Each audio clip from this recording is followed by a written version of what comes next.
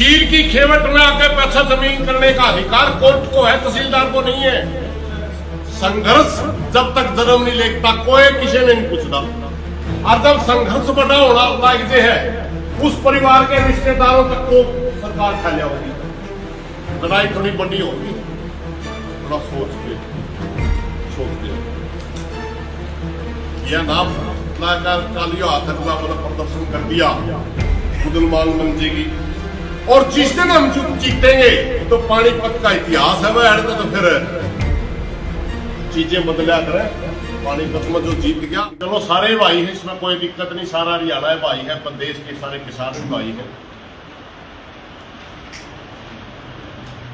सबसे पहले तो हमारी एक डिमांड है कि जो मरने से पहले उन्होंने बयान दिया उसी को हम सच मानेंगे, उसमें ही परिवर्तन कुछ नहीं है। किसी का नाम लिया, किसी की तरफ इशारा किया, उसके साथ हम जोड़ सकते हैं कुछ चीजें, क्योंकि जब आदमी मरने पे होता है कुछ चीजें उसका याद रहे, कुछ उसके याद नहीं भी रहे।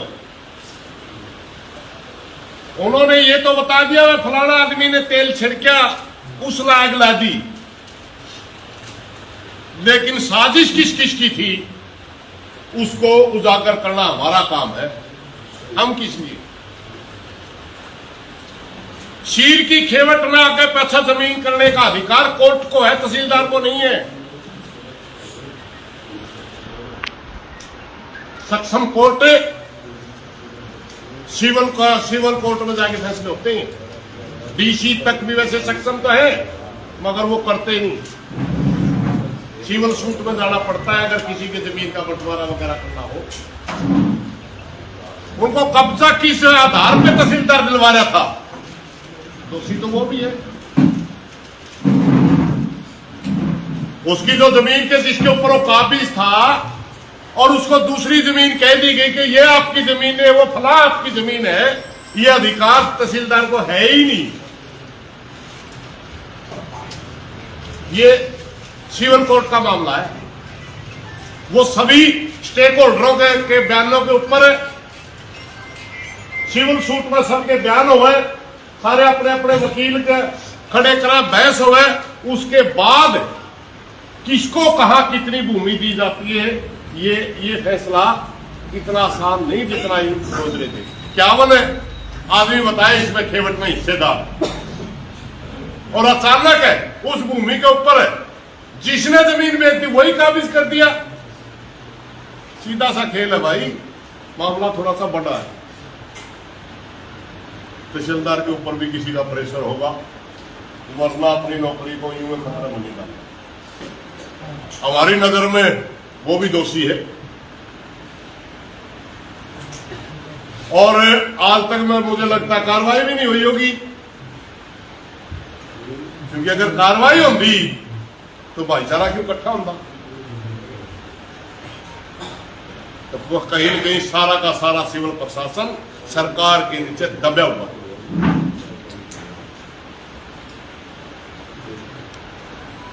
मैं इस विषय में एक दो बात करना चाहूंगा। सबसे पहले डिमांड चार्टर तय करने से पहले परिवार की राय लेनी चाहिए। परिवार कई बार क्या होता है, संघर्ष जब तक जन्म नहीं लेता कोई किसी ने नहीं पूछता, और जब संघर्ष बड़ा होना लाग जे है उस परिवार के रिश्तेदारों तक को सरकार फैलिया होगी, और उन तय प्रेशर बनाओगी, ये करेंगे।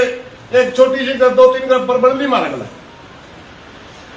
भूमि अधिग्रहण का मामला था।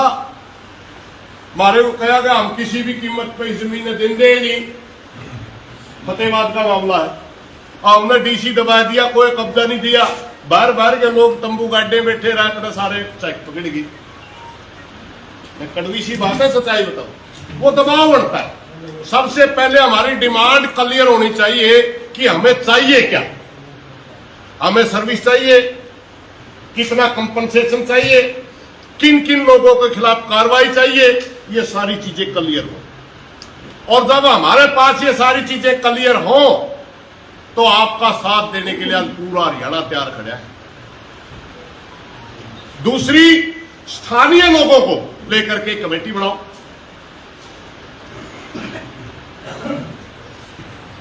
सही तो रहेगा इसी गांव के भी मौजूद आदमी हमारा नेतृत्व करे। अगर वो थोड़ा बहुत उचित समझे, कोतपुरा तो भाई यार कोतपुरा तो ले लो, और उचित समझे जिले में तो ले लो। ज्यादा लंबी चौड़ी कमेटी बनाने की जरूरत नहीं है। एक नेतृत्व की आप कमेटी बनाओ, हम सारे भाई आपका साथ दें। और सबसे पहले आगाह करो प्रशासन को कि ये मांगे अगर हमारी नहीं मानी गई तो पूरे प्रदेश का आंदोलन खड़ा करेंगे भाई।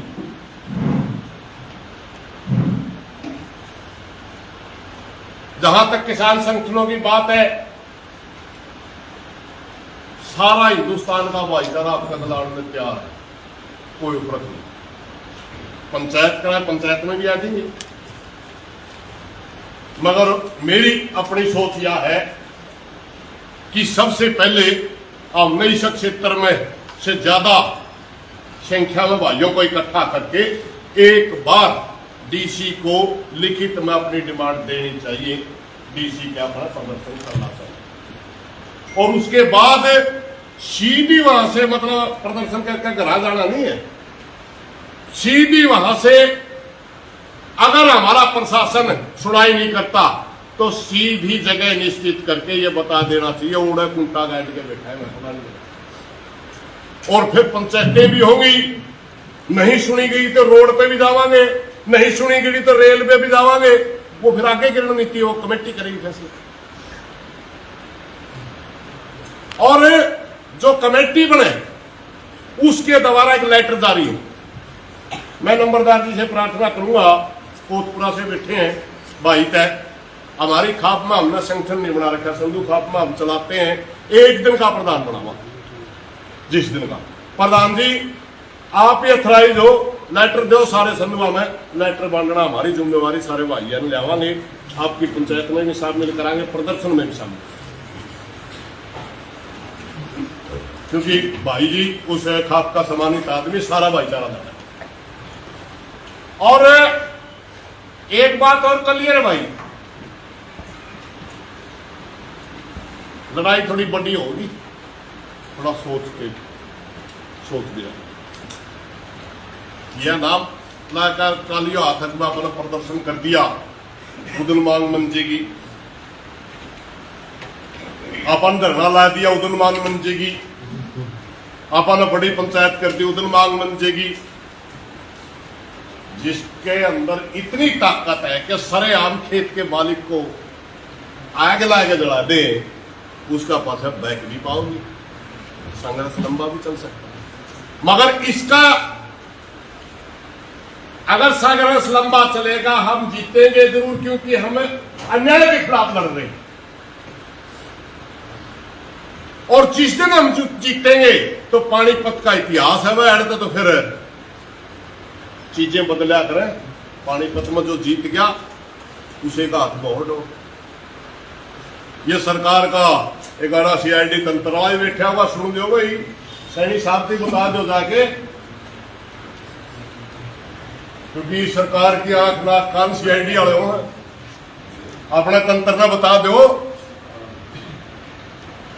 किसी किसान की आग लाकर अगर कहीं भी जला जाएगा तो हरियाणा प्रदेश का नहीं देश का किसान उसको सहन बिल्कुल नहीं करेगा। आपने उसको न्याय देना ही होगा। अब मेरी प्रार्थना है, भाई लंबा चौड़ा बोलने का थोड़ा टाइम को नहीं, क्योंकि घने भाई हैं, इन बातों को ऊपर गौर करियो। परिवार की सहमति पे डिमांड चार्टर बने, परिवार की सहमति से ही आंदोलन चल रहा है। क्योंकि अगर हम आगे कदम बढ़ा दें और परिवार की सहमति ना हो, कल को नीचा देखना पड़े भाई। परिवार की सहमति है तो हम लड़ने के लिए भी तैयार है, संघर्ष करने के लिए भी तैयार है। और सारा भाईचारा ने पूरा हरियाणा ने इकट्ठा करके, पूरे देश के किसानों ने इकट्ठा करके, भाई ने कहा था मतभेद हमारे यहाँ भाई छोटे बड़े होंगे, किसानों ने बचाने का नाम पर कोई मतभेद नहीं है। किसान ने बचाने की लड़ाई सारे संगठन लड़े हैं और सब ने लड़नी भी चाहिए। अगर किसान का संगठन है तो ये किसान बचाने की लड़ाई है, सारे भाई इकट्ठे होकर मिलकर लड़ांगे। इन्हीं बातों के साथ कोई गलत बात निकल गई हो माफी चाहूंगा। धन्यवाद सर।